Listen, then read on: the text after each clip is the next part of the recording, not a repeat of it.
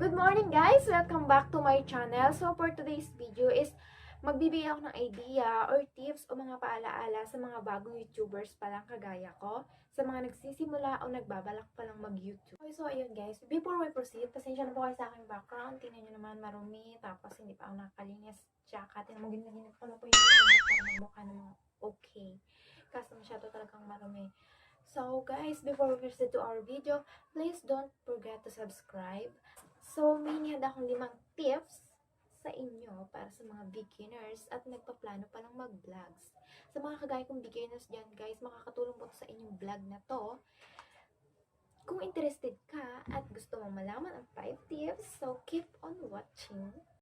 Okay, guys, our first tip is be consistent. Ano nga pag sinabing consistent? Unchangeable. Kailangan may goal kang sineset o nag-iisip ka ng plano kung ano nga ba yung gagawin mo, kung ano ba yung i-video mo, saan ba patungkol yung video mo. Okay, number 2. Stop comparing yourself to others. So guys, stop comparing yourself to others. Guys, you are not them. So hindi ka sila. Iba ka, unique ka, 'di ba? Kailangan mayroon kang paninindigan, confident. Be confident, guys. Be confident. No? Sa paggagawa ng vlog o sa pagcha-channel o sa pag-YouTube, guys, kailangan confident. May confident ka sa sarili mo na kaya mo yan. Kung nakaya nila, kaya mo rin. Huwag mo kinukumpara yung sa iba yung sarili mo, guys. Hindi ka sila. Kailangan, dapat ginagawa mo silang inspiration. Kunyari na lang may isang sikat na vlogger, dapat sinasabi mo, kung kaya niya, kaya ko rin. Ganun yun. Hindi yung sinasabi mo, ay, mas maano siya, ganito. Hindi ko kaya yung ganyan, hindi ko kaya yung ganon. Siyempre guys, kailangan mayroon kang paninindigan sa sarili mo. Mayroon kang confidence na sinasabi, guys. Confidence. Alam mo ba yung confidence? Be confident, guys, ha, sa mga sa mga, alam mo na yun. Dapat, mayroon kang confidentiality sa sarili, guys. No, hindi naman yung puro ka na lang negative, dapat be positive, no? Kung kaya nila, kaya mo rin. Yun yung mga sinasabi ko, kaya pinipilit ko mag-vlog talaga kahit I'm a personal. So, number 3, study movies, TV shows, and videos you enjoy. Guys, mas makakatulong yung manonood ka ng video, pag-aralan mo yung video, kunyari manood ka ng tutorial bago ka magawa ng YouTube mo, pag-aralan mo para alam mo yung gagawin mo, alam mo step by step yung gagawin mo, hindi ka maguguluhan, 'di ba? Number 4, don't worry about have funniest camera out there, guys. Hindi porket wala kang tripod, wala kang DSLR, hindi ka na pwedeng mag-video. Ako nga cellphone lang ginagamit ko pang video, pang edit. So wala silang pakialam. Basta nakikita ka nila, naririnig ka nila, okay na yon. Hindi porket wala kang tripod, wala kang DSLR, ay hindi na ako mag-video, wala akong mga ganito, wala akong camera, wala akong tripod. Hindi ganun, guys. No? Lahat nag-uumpisa sa ganyang sitwasyon. Tingnan niyo naman yung camera ko, may ipapakita ko sa inyo kung ano yung sitwasyon. Ha? Wala akong tripod, wala akong DSLR.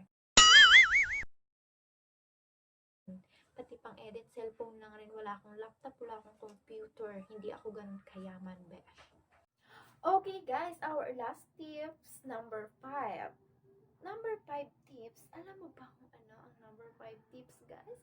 So, ito na ang pinakahihintay at pinaka dapat mong gawin at mahalaga sa 5 tips, guys. Try not to let negative comments affect you too much. So, guys, huwag mong pabayaan yung mga bashers mo. Ay, maghilahin ka ba o bring you down, guys. Treat your bashers as your inspiration.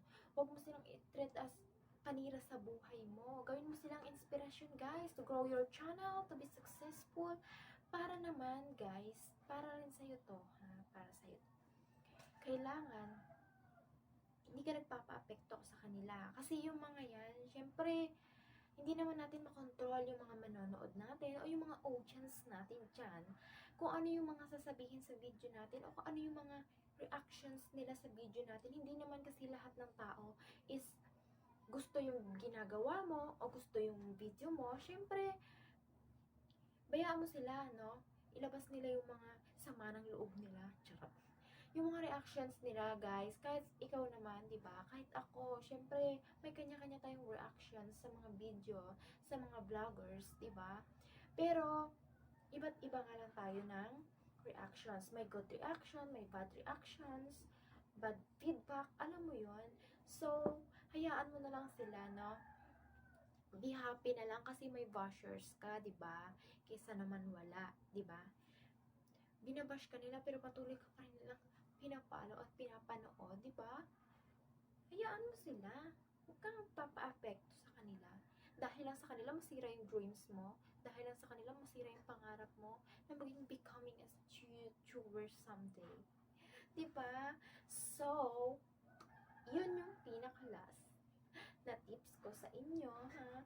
Huwag magpapa-apekto sa bashers, guys. So, ayun nga guys, tapos na tayo sa ating video. So, sana may natutunan kayo at mayroon kayong nalaman sa video to. Charot. Thank you very much sa panonood. Don't forget, again guys, inuulit ko, don't forget to subscribe, like, and share this video.